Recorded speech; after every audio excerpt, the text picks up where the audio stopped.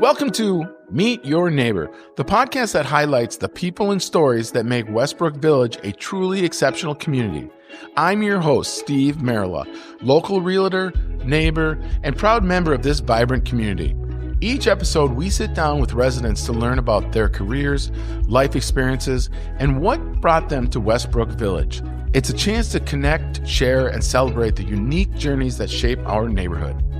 Thanks for tuning in. And now, let's meet your neighbor.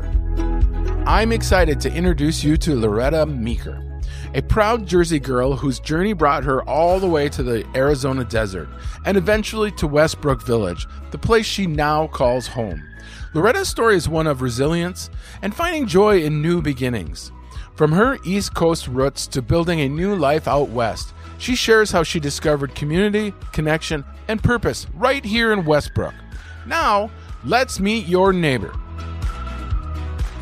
Hello, Loretta. Hi. How are you? I'm good. I'm excited to interview you. I'm so happy you came in. Got up early for you, Steve. I know. I appreciate it. I just commented on how busy all the retired people are in Westbrook. They don't have any time because they're busy doing things all the time. Yep. Exactly. Tell me about it. Yeah. So let's start your story. And you want to start in Jersey? Okay, sure. Yeah. We'll start in Jersey. So what was it like growing up in Jersey? It was, it was a wild time back then. Yeah. But yeah. I mean, it was great. I had a great family life and stuff. So got a couple of siblings. One's in Florida now, one's here. Okay. Got a lot of people followed us out here. So. Oh, did they? Yeah. What? So how long did you live in New Jersey? Got there when I was in 1969. So probably left. I mean, I was in and out of there a little bit after high school, traveled a bit. Yep. But probably left there. I got married in 1983. Yeah. And probably left there. Oh, we left in 85. 85? Yes, we came out here in 85. Okay. So that's how long I was there. So you went from New Jersey to here. Where most people from New Jersey, don't they go to Florida? I mean, because that's a natural East Coast. You didn't like Florida? I was born in Florida. Yeah. I love Florida. Oh, you love Florida? The water there. Okay. Love it better than California. So better than California? Yeah. And then why'd you move to Arizona if you love Florida? Well, I guess we could start the story there. Yeah. So after high school, I was about 19. Yeah. I rode out to California with one of my best friend in high school. Yeah. We decided to take a road trip and go move to California. All right. Okay. So we got in this little old Fiat that her brother actually took a chain and lock how to put the trunk down that way. Oh, really? We went all the way across country. Oh, wow. So the Eagles were playing the Winslow, Arizona song. So Sure. we stopped in Winslow, which was really not a worth the good town. Not worth the stop. So we get to California, and then 6 months later, maybe I decided to come back. Okay. Okay. So what were you doing? What'd you do in California? Were you gonna be a model? Because I was you got the looks. Yeah. Right. Okay. Come on. We were waitressing. Okay. Yeah. We were having a good time. And we'd go into Tijuana to go get tequila and stuff. Oh, yeah. It was fun. Well, it's right out of high school. You're right. Getting your feet wet. Yeah. Yeah. So then me and my best friend kind of got on the outs. I said, I'm going back home. Okay. So I got in my car by myself and, well, we must have I got my Capri out there maybe. Sure. Too. So we were in the Fiat to another trip, I'm thinking. Yeah. I don't even remember now. Anyway, I get in the car and I go over to Tucson, Arizona to visit a friend that I had met years ago in New York when we went on a teen tour trip, right? Sure. So I go, oh, she's in Tucson. I'm going to go out there. Yeah. So I end up living there for a little while, maybe a couple months or so. Then I go back to New Jersey. I did this all on my own. Yeah. I drove all the way across country. Sure. All on my own. So I get back there and I had met Jim in 1976, but I get back there and we start dating again. Okay. Right? Yeah. We end up getting married in 1983. And I go, oh, gosh, I just love that area. I'd never been to Phoenix. Right. So I'd been in Tucson. I said, oh, man, I want to move out there one day. So he goes, well, my older brother has been in Phoenix since he followed his high school sweetheart out here. So he's been here ever since. Okay. They've been married 50 years. Oh, wow. They've been out here longer. Wow. So I'm pregnant with my first kid, Jesse, and we get on a plane. We come out here, get back to New Jersey. Jim goes, okay, we're going to sell our auto body shop. Him and his brother owned a little auto body shop. Yeah. And dummies, like young, dumb, no money. Yeah. 3 of us come out here. They drove out. His sister, his brother John, who lives out here now, and the 3 of them drove out pulling this old boat behind them. Really? I got to go on a plane with Jesse, so I got to fly out here. Yeah, so that's how we got out here. You came out first class. Yeah. So you moved the whole family out here. His brother came out too? His brother came out. His sister went back. She just wanted to drive out with him. Oh, okay. And his older brother was already out here. Huh. So that's all we knew out here, really. Right. Yeah. So how did you make a living out here when you got here? Jim went into, he got a job with Prudential after a little while because a lot of his family worked for them. Okay. Yeah. As a field adjuster. Okay. Because he did cars, so he could do the insurance estimates. So he ended up doing housing adjusting too. Okay. So he'd go away a lot on catastrophes. And okay. So and his brother got into the furniture business, so that's how we ended up getting in the furniture business for about 27 years. So 27, yes, because you texted my wife the other night saying how beautiful those chairs were. Yes. A set of chairs. I'm like, how do they know this? I'm going to probably learn in the podcast. Yeah. So you were in the furniture business for 20. But I forgot the one thing. What? I was a barber for 25 years. You were a barber? Not a beautician? Would you consider? I went to cosmetology school in New Jersey. Yeah. But ended up here. I was working under a barber license, cutting hair and stuff. I do women too. Yeah. But when I got here, they wouldn't take my barber license. Oh, really? I was working in a unisex salon back then. Yeah. We're talking the 70s here. Yeah. So they wouldn't take my barber license. I'd have to go back to school for my cosmetology license. I had a kid and we needed money. I was like, there's no way I'm going back for 1,600 hours of school. Oh, no. So that's how we got in the furniture business. Oh, okay. Huh. But I was still barbering when Jim was working the furniture. Oh, okay. Then 1992, we got in the bigger store I went in. Oh, okay. Then it was big enough for Loretta to come on in? Yeah. Yeah. What was that like? I mean, I have a friend that sells furniture to the Slumberlands and or big stores, but you had to have been dealing with some high-end stuff. And no? Medium, I guess, for the everyday people. Well, you sure recognize some high-end furniture the other day. I mean, my wife saw something on Marketplace and it was like, I thought that was the type of furniture you had carried. That was actually in my house, but that's what I carried, but it wasn't high-end. Oh, really? But beautiful stuff. Oh, okay. But we catered more to people. I mean, I don't buy high-end furniture. No. Okay. That's a lot of money. Yeah. You can spend $30,000 on a couch. Oh yeah. Yeah. No. I suppose that's high-end.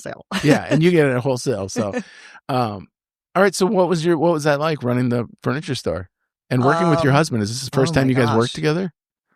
Well, we worked together for many years, from 92 till we were done with the furniture. Yeah. But it was great because I was in the front. Yeah. Doing the designing and talking to the people. He'd be in the back doing all the financial stuff. Oh, okay. And making sure that, would he do the ordering too, or would that be you? Would you pick out the designs? Who did the? I was pretty good at matching color, all that kind of stuff. So I pretty much did that kind of stuff. And he did all the other financial and all that. So. Yeah, it kind of worked out good because he was in the back. He was in the back, and you didn't. And then I don't know how it would work out otherwise.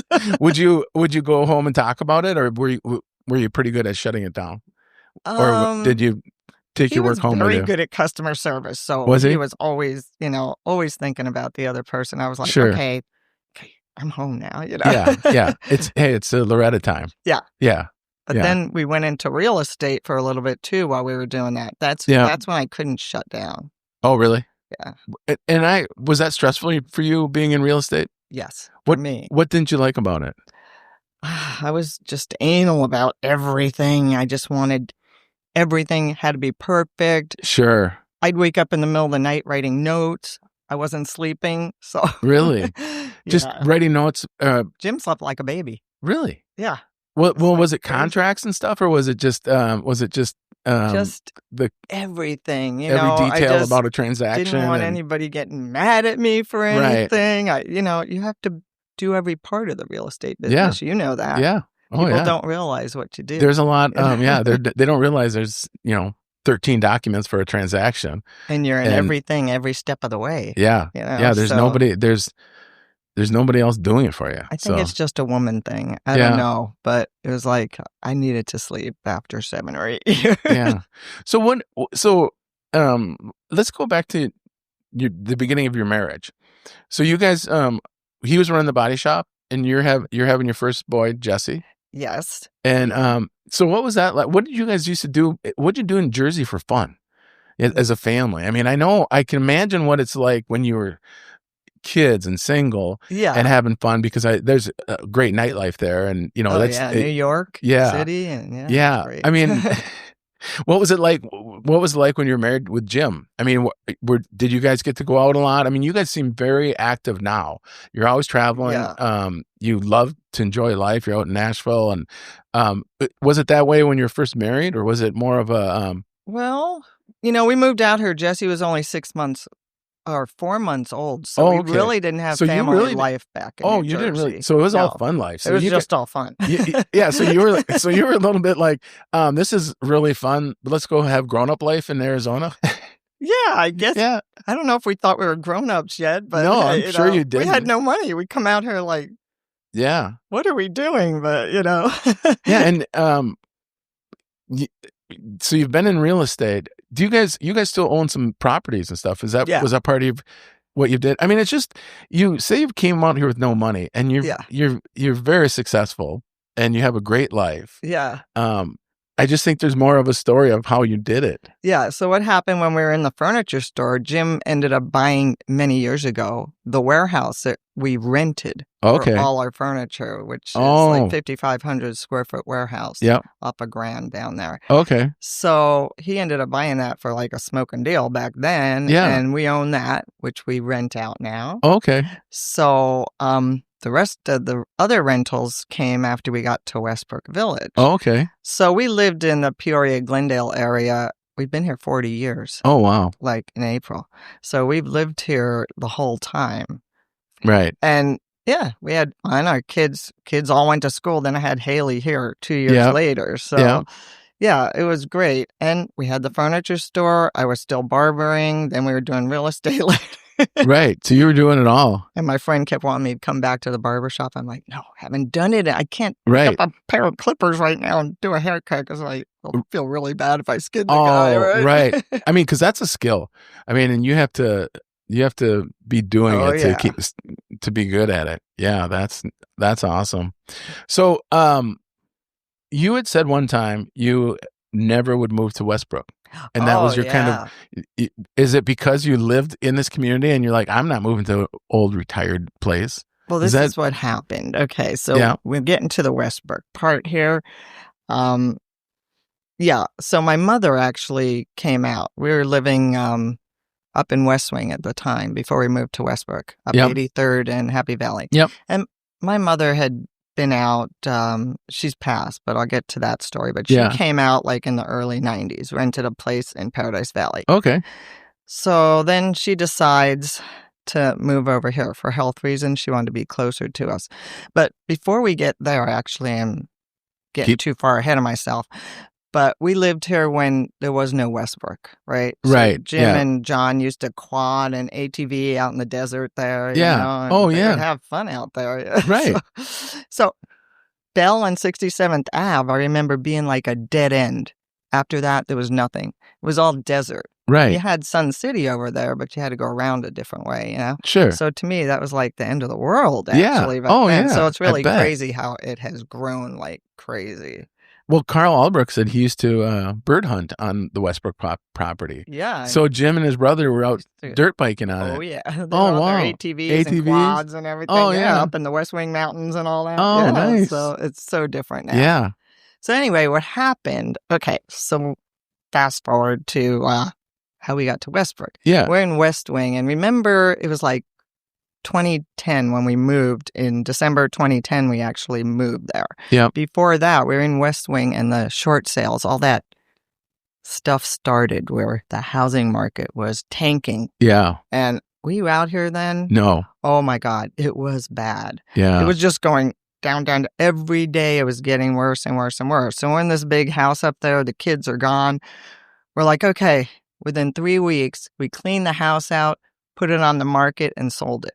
Really? Yeah, just to get out of Just there. to get out of there? We said, let's downsize. Let's downsize because the furniture market got hit before anything else, too. Yeah. So we were in this big furniture store. Luckily, our 10-year lease was up because it was expensive. Yeah. So we downsized the furniture store to a little tiny store in Glendale, downtown Glendale. Sure. Like a mile away from our warehouse. So we had 2 little showrooms. So that, I think we had that for 7 years till we closed it. Okay. But so anyway, I'm with a realtor looking for a house. We put all our furniture in storage in our warehouse. We were lucky we had that. Oh, so yeah. we had all our furniture there. And we're going around. I must have looked at 60 houses. She was about to kill me. Oh, I bet. She was ready to kill me. And she just said one day, you need to figure out what you want. So, well, we're going to all these houses and all these neighborhoods that I want to be in. And people are leaving in droves. It's all rentals. And the houses were trashed, Steve. Yeah. Like go in and the cabinets were pulled out. It was terrible. Oh, wow. People were just gone. And I said, Jim's like, this is all going to be rentals. I don't want to see kids on their swings and stuff anymore over next door. Right. So let's just go put our stuff in storage, sit down for a while, Yeah. So we rented a little place in Westbrook Village, right? Oh, okay. You rented in there. Yes. Well, my mom had lived here. So that was 2010. We rented for 2 months in a little, on phase 1, in a little condo. Okay. Yeah. So I rented for 2 months. My mom had actually built here. Okay. In 96, I think, in Scotland Hills. She built her casita. She passed away while she lived there. Jim's parents came out too in between all this. Yeah. They built in the gated area. Right. Yep. Okay. I remember that house. So, yeah. So, they just sold that to our friend recently. Yeah. So they lived there. They were in their mid-90s when they passed, Wow. just within the last couple of years. So we get in Westbrook Village, put our stuff down. I go, okay, I got to sit down and figure out where I want to look next, take some time. Yep. My realtor's ready to wring my neck. Yep. And she was really nice. I'd worked with her before. So I was just in a really funky state of mind. Selling this house, this beautiful big house on the mountain. And now what am I going to do? I emotionally detached myself from that. But did you get emotionally attached to the home? I mean, it's either you do or you don't with people. I mean, I don't get attached to that kind of stuff. I know some people do. But was that an attachment for you? Hard to let that house go? It was hard just because what was happening to the market. Sure. But I loved the house and we did all the backyard and stuff. But when I was done, I was done. I was like, I don't want to think about this. Sure. Because it was a hard thing because things were crashing. It was a bad time, So anyway, I detached myself totally. And you're right, because when I bought this house here, we bought it from a friend that was leaving and we bought the house. And after I redid something, she would say, what, you didn't like my decor? And I was like, oh my God. Yeah. I'm sorry. And that's your house? You're currently in Westbrook? Yeah. Okay. Yeah. I know people don't like when you change something that what was wrong with it? And it's nothing. It's just not my style. It's like, we all have different styles. Right. I felt really bad though. Yeah. But I was like, oh my gosh, I'm always detached after I left something. You know? I mean, I love it when I'm there, but it's theirs I'm now. done with it. Yeah. I sold it. Oh, Kirsten's like that. She won't go back to the home we lived in St. Paul, Minnesota. I go, you want to drive by it? She goes, nope, don't want to see it. Don't need to. Those memories are gone. They're over there. Now, I do go back to the ones in Jersey because Jim and his brothers love going to see all the old grandparents' old places haunts. And stuff, but we'll just go past. I'll take a little picture. Yeah, and even Miami Beach. Me and my sister did that some years ago. We went past from, What was that like? Because you were there till you were 4, right? Yes. So that was 1965? That was, when you about were there? then. Late 64, maybe. So what was that like? What was that like to see the house? Was the house still there? It's crazy. Yes.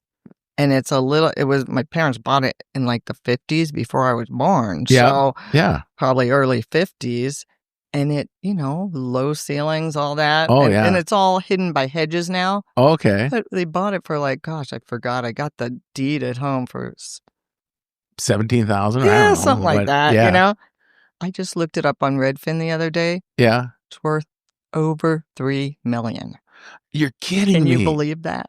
No, because we go, I'm like, Jim, look at, because when we went years ago, it was 1.5 million. Really? And they didn't tear it down and rebuild some mansion? That's just you can't even see over the hedge of the house. It's just a short little house. It's worth $3 Oh my gosh, I can't believe it. Why couldn't I have a house like that? Can you believe that? Oh my God. That's what I'm like.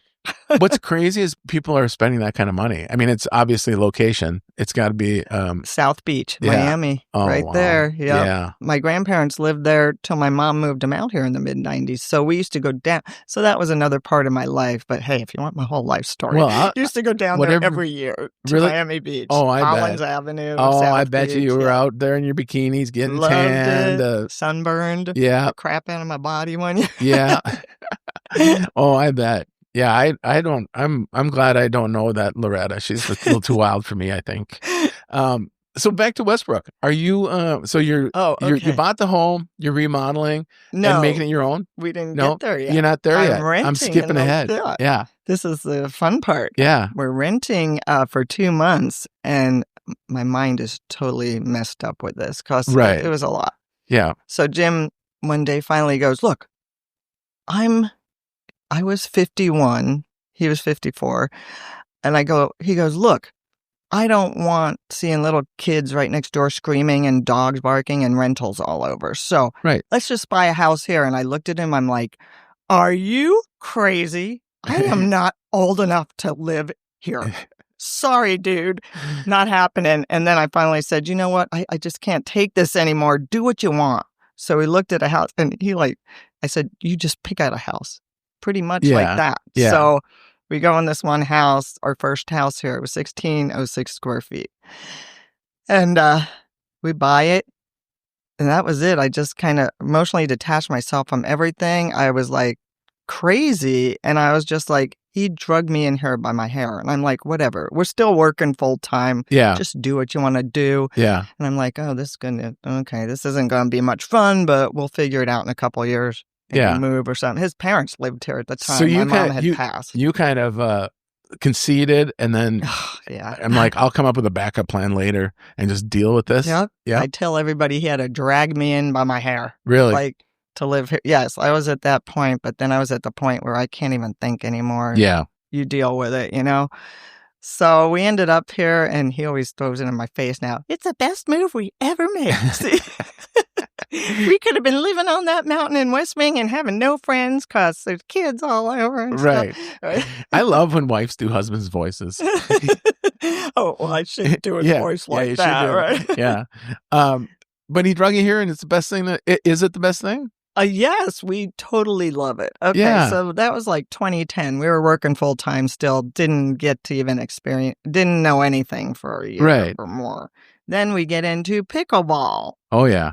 Didn't even know what it was. So I'm talking 2011, 2012. Okay. It really wasn't, there was nothing going on yet. No tournaments or anything. Just kind of started at that time. Yeah. Yeah. It was just fun. Every Monday night, we'd all bring our coolers and an appetizer. We'd put them on the tables over there. And it was just fun. Yeah. Like fun. You didn't know rules. We didn't know what we were doing. No, you probably didn't know how to keep score back then. Because it was what, 2014 or 2014, Kirsten came out to move her parents from one house to another and it ended up not doing it.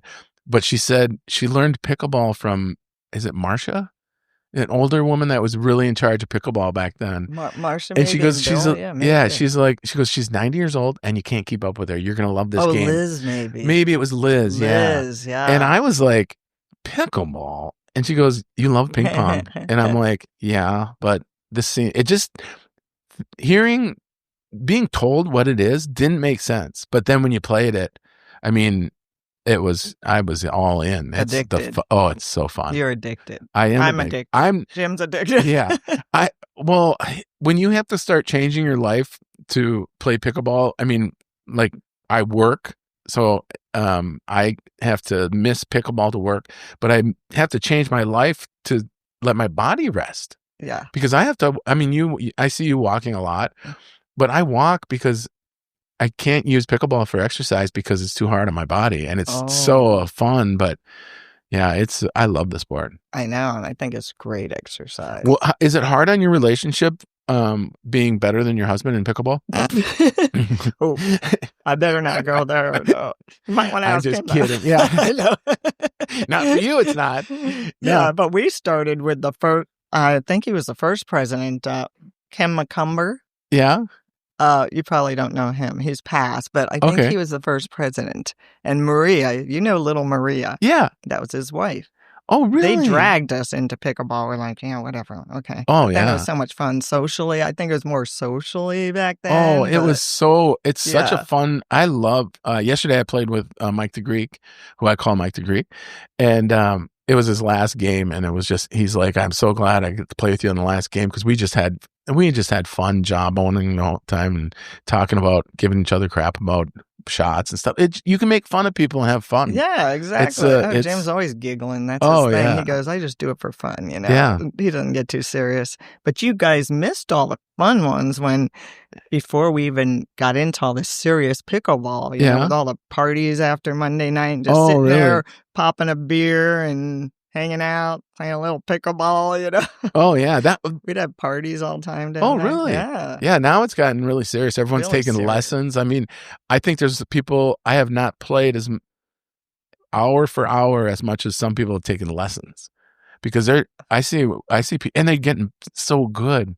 It's fun to watch. I mean, every level is fun. It's very serious to some people. Yeah. I just can't get to that serious point. I'm not a competitor and I get real nervous. Oh, do you? Yeah, I don't. So I just really like to play for fun. So I think I'm pretty good. I think you're really good, especially compared to your husband. But don't tell him. No, he's really good too. I mean, it's funny because we all get those amazing shots once in a while that you're like, wow, I can't believe I just did that. I know. And when you're a kid, that happens all the time.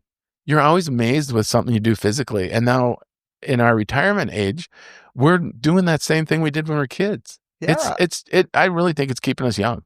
It is for sure. Yeah. Like somebody else said, when they were here, they went back home now, but they said, I'm like 71 and I can't believe I'm doing this. And my grandkid couldn't even do this, so they were real proud of themselves. Oh, yeah. So that's pretty cool. Yeah. That's, there a lot of people should be very proud of themselves in that neighborhood. I mean, we have some great athletes that are 80 some years old. I mean, we have I think an 84-year-old Mike that still competes nationally in pickleball singles.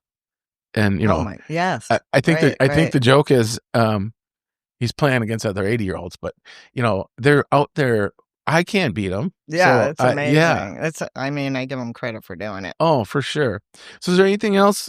Oh, guess what? Yeah. Almost 30 minutes. Oh, getting to the end of here. So anything else so about Westbrook that you? Yes, what do you love about Westbrook? What I love is, oh my gosh, I don't even have a minute in the day now. So the first thing is that we met a couple when we were at the pool after we were here for like a year. I think they came a year later than us. Yeah. And walking by and I'm like, hey, Jim, look, they look like they're our age. So he's like, yeah. So I go, I need to say hi to them. So I went past, I go, oh, you must be visiting. They go, no, we live here. I'm like, so do we. Like, oh, this is cool. And we're friends now, still. Who was it? Do I know? Cindy and Mel Bloom. Okay, I don't think I even know them. Oh, you don't? Okay. I'll have to get to know them. But yeah, it is fun because you were the younger people. Yeah. And now I'm the younger people. Exactly. And I love seeing the turnover and young people. I mean, I'm inspired by everybody. I lean towards inspiration in the 90-year-olds because I'm looking, okay, I got 30 more years of life because and they're still active and playing pickleball and golfing. Especially Ralph Sleeper. Oh, I know. God, he's incredible. So anyway, sorry. No, he's in the Guinness Book of World Records, I think. I know, for the most consecutive round. Or holes in one? Mm-hmm. Oh, really? He has like 16 or so. Oh, wow. I thought it was for most consecutive. I think he's also in there for most consecutive rounds under his age. Oh, he could be. I know about the hole in one. That's all I know. That's amazing, he's got isn't it? I know. I never had a hole in one. Have you? Yes. You did? You didn't know that? No. Yeah. When did you get a hole in one? The Bel Air, 2019. 2019. Wow. I have pictures I could show you later. Oh, really? We'll put them. Not thinking I would ever get a hole in one. Come on, I'm like a fair weather 9-hole golfer. Yeah. I want to golf. But a hole in one, that is incredible. Awesome. Straight in, too. Straight in. Some guy asked me that. I'm like, what? How did it go in, Loretta? I go, straight in 150 yards from my drive. Don't give me any crap. Yeah. I was in the newspaper and everything. So. Yeah. Not off a tree, off a golf cart. Right, yeah. exactly. Yeah. I didn't know what he meant. Then I thought about it. Oh, right. come on, Okay. So anyway, I now back in the pottery studio, so I don't have a minute in the day. I can be in there for 3 to 5 hours. There's so much to do, clubs, and just it's amazing. Yeah, I love Westbrook is a great, and I can't wait till I can use some of the facilities because they have so many different clubs. And oh god, yeah. I want to actually talk to you about pottery later because I want to get involved in meeting whoever's running the pottery program. Oh yeah, yeah. Great interview. Oh, yeah. Yeah, there we go. The girl that just gave me my lesson, I think. Oh. Would be great. All right. She'd probably be the one. Yeah. All right. Well, hey, I appreciate you coming in. Thank you. It was fun. Lots of fun. Went over 30 minutes, and you didn't think we could fill the time. Come on, kid. All right. Thank you very much. Thank you. You have a great day. Bye. Bye. Thank you for listening to the Meet Your Neighbor podcast. If you enjoyed today's conversation, be sure to subscribe so you never miss an episode. And feel free to share this podcast with your friends and fellow neighbors. Until next time, take care and keep connecting.